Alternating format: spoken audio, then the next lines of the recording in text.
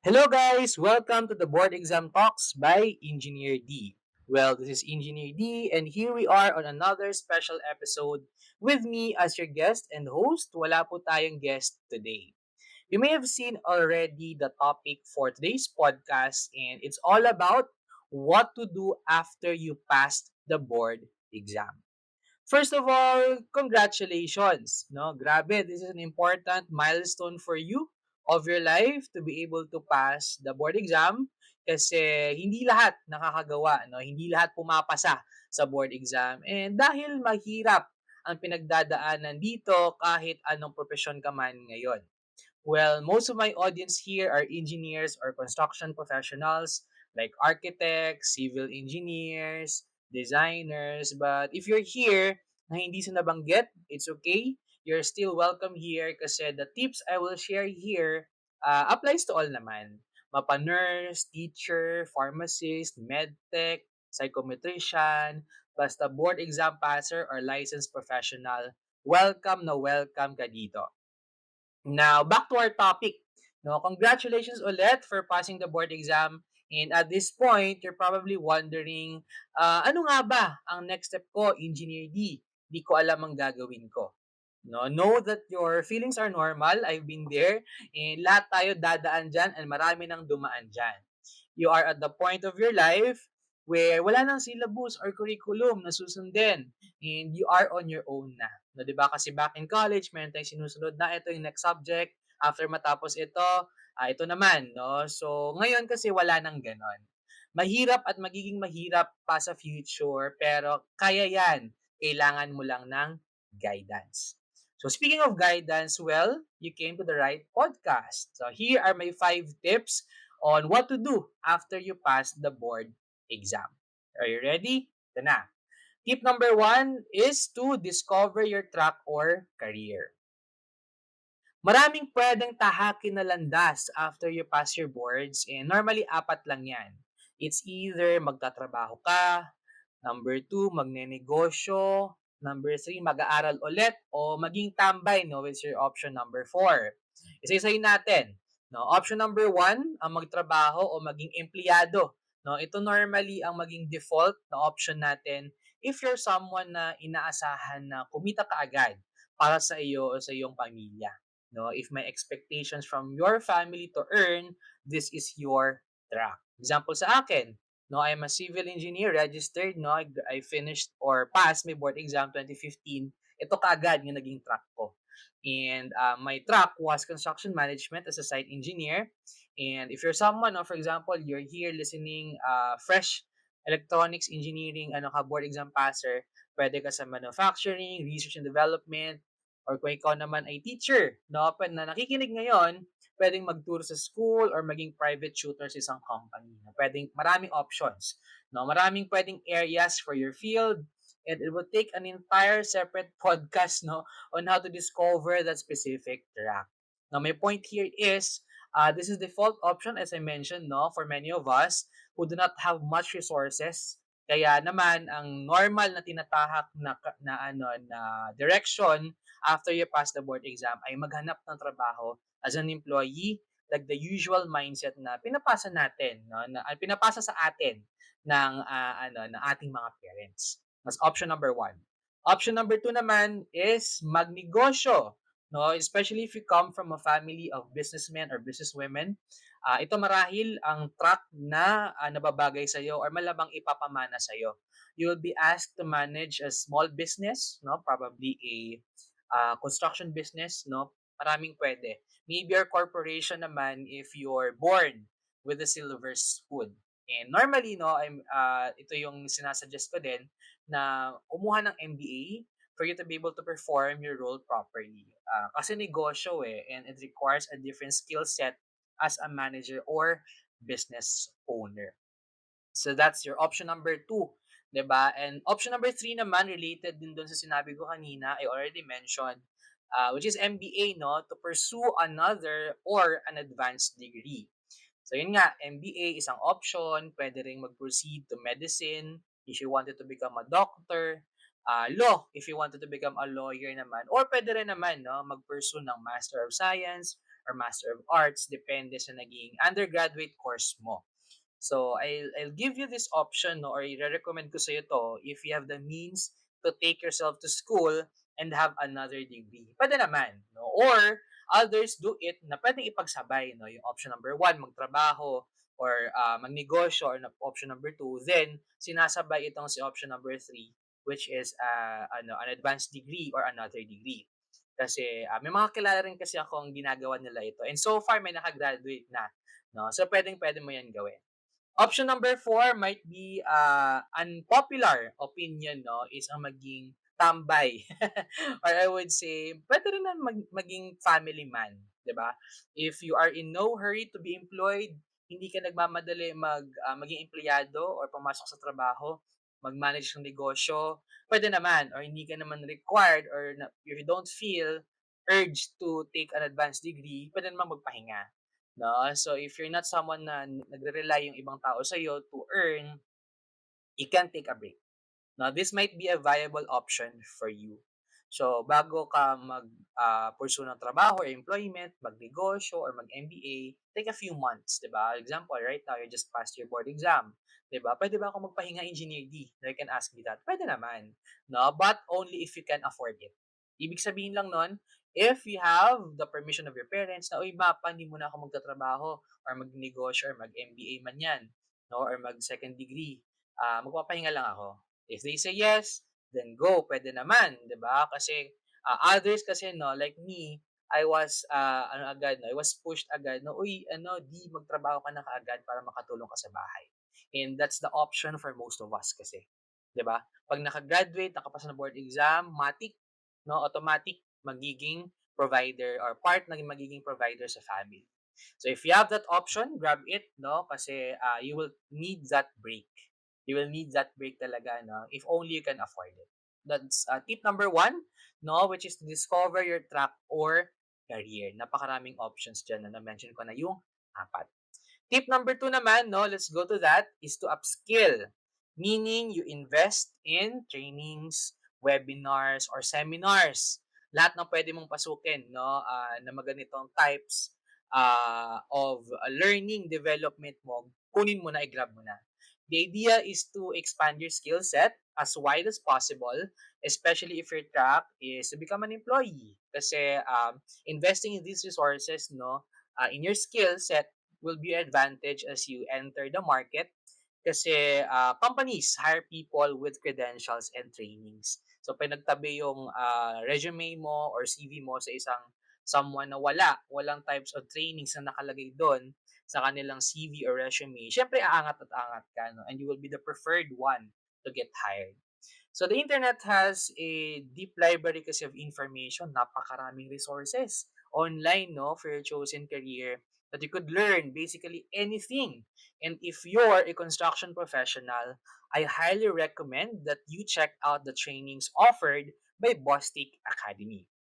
Ang Bostik Academy ay isang knowledge center designed for professionals in the construction market, and marami silang online and face-to-face trainings, especially for civil engineers like me, architects, and designers. Kagandahan, no, may topics sila like yung most recent, no, as of this podcast ay yung surface preparation and wall plastering. Alam ng mga civil engineers dyan and architects, no, laking tulong na ganitong mga trainings to know the basics, no, in the industry.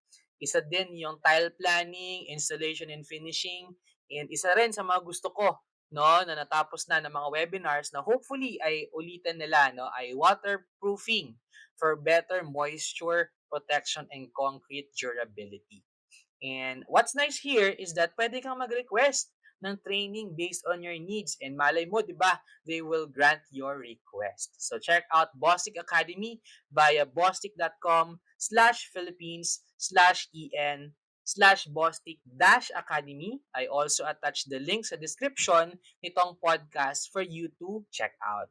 So beyond these trainings offered by Bostik Academy, si Bostik ay kilala rin sa kanilang No More Nails na produkto, which is a multi-purpose construction adhesive kung saan pwede mo siyang gamitin for interior and exterior construction work na no need na ng pako, no? Kaya naman no more nails.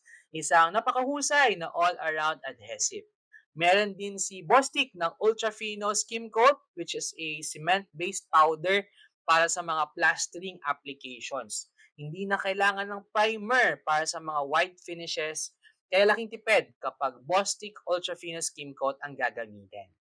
These are available on Lazada, Shopee, and Zalora. Hashtag BostikPH, hashtag No More Nails, and hashtag Ultrafino kasing pulido mo.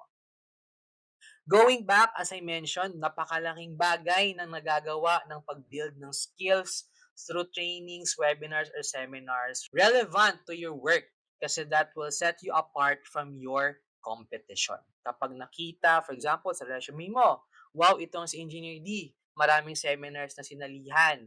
Like sa Bostik Academy, lahat ng mga seminars or webinars ni Bostik Academy, inatenan niya.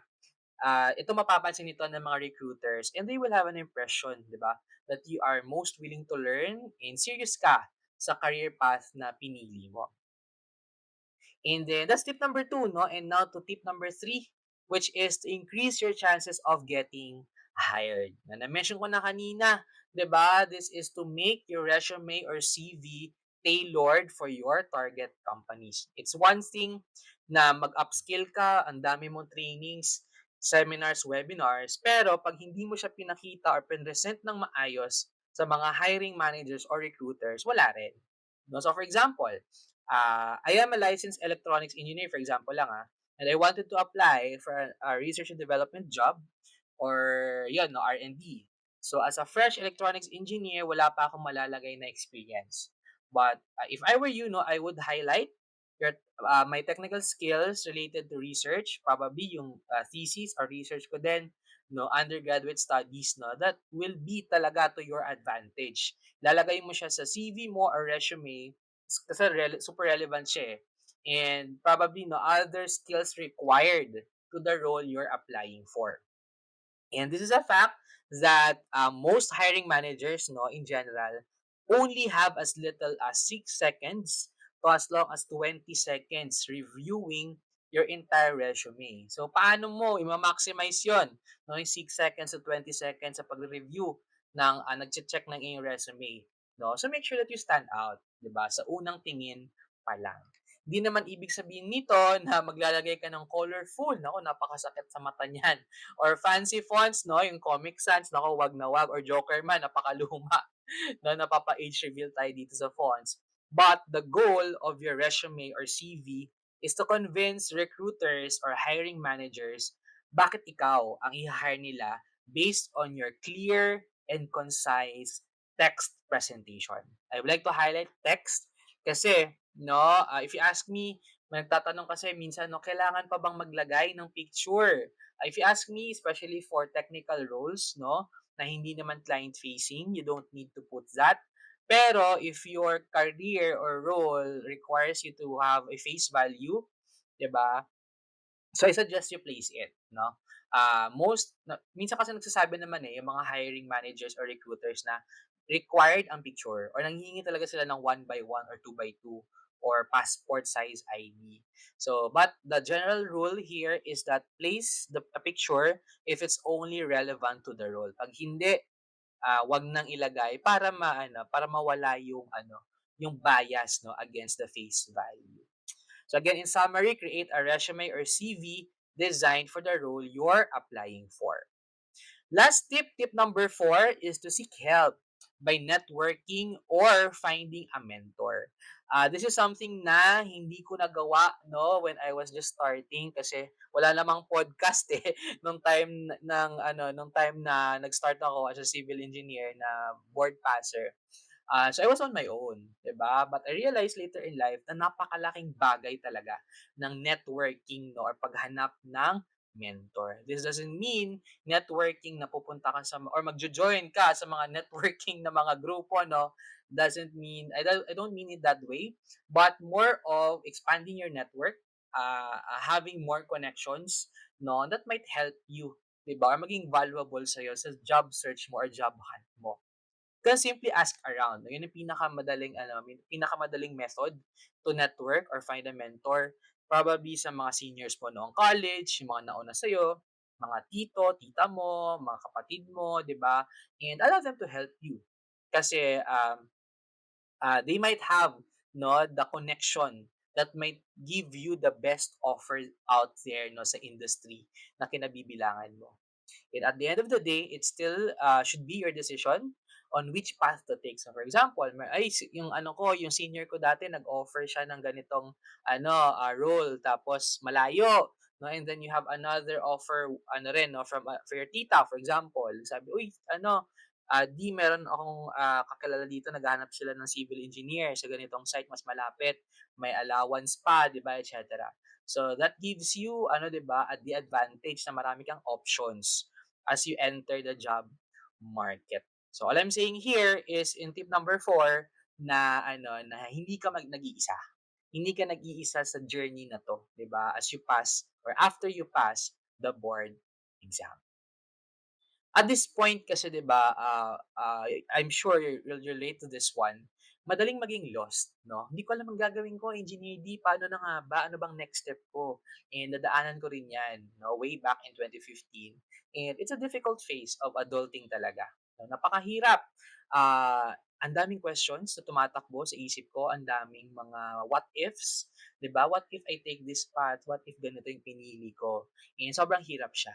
But as someone who went through it, yun yung top 4 tips ko no, on what to do after you pass the board exam. And ma-survive mo yung adulting phase na to kasi papasok ka na sa adulting eh. As a recap, here are those 4 tips on what to do after you pass the board exam. Tip number 1, discover your track or career. Either you go for employment, pursue a business, go for postgraduate studies, or take a break for a while no, if you can afford it. Tip number 2, upskill. Invest in trainings, webinars, or seminars. No? As na-mention ko kanina, we have Bostik Academy to help you out, especially if you're in the construction industry. Tip number 3 naman, tailor your CV or resume to increase your chances of getting hired. No? Walang kwenta yung trainings, webinars, seminars kapag hindi mo na i-present ng maayos yung sarili mo sa CV or resume, which is the first touch point of hiring managers and recruiters. And lastly, tip number 4, I believe this is super valuable din talaga, is to seek help by networking or finding a mentor. I could be your mentor. Pwede naman, no? Because again, you're not alone in your journey now that you're a board passer or licensed professional. That's it, everyone. Maraming salamat sa pakikinig. This is Engineer D saying, you are in control of your destiny. It's up for you to act on it. This podcast is created by Engineer D in collaboration with Bostik. Like and follow Bostik Philippines on their social media platforms via Facebook and Instagram at Bostik PH and YouTube at Bostik PH Bostik.